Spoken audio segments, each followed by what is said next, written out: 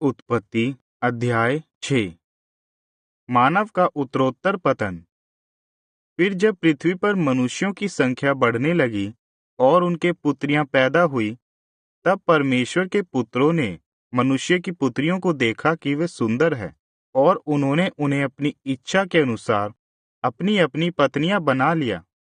यह देखकर याहवे ने निर्णय लिया, मेरा आत्मा मनुष्य से हमेशा बहस करता ना रहेगा, क्योंकि मनुष्य केवल 120 वर्ष ही जीवित रहेगा। उन दिनों में पृथ्वी पर दानव रहते थे। जब परमेश्वर के पुत्रों और मनुष्य की पुत्रियों के संतान हुए, वे बहुत बलवान और शूरवीर थे।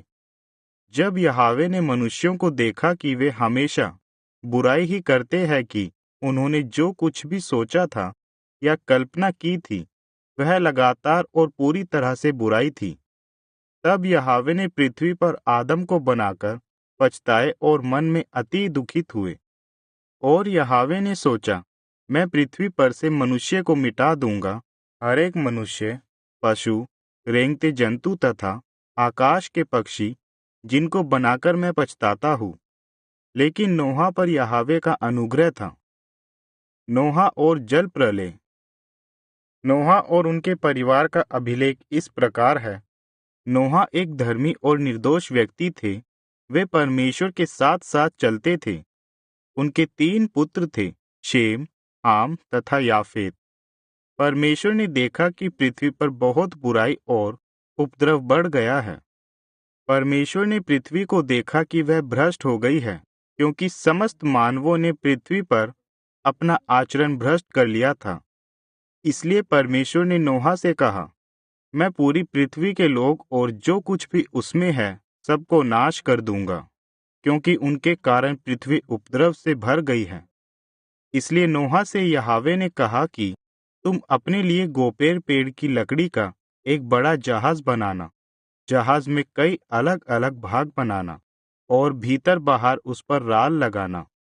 जहाज की लंबाई 135 मीटर, चौड़ाई 23 मीटर तथा ऊंचाई 14 मीटर रखना।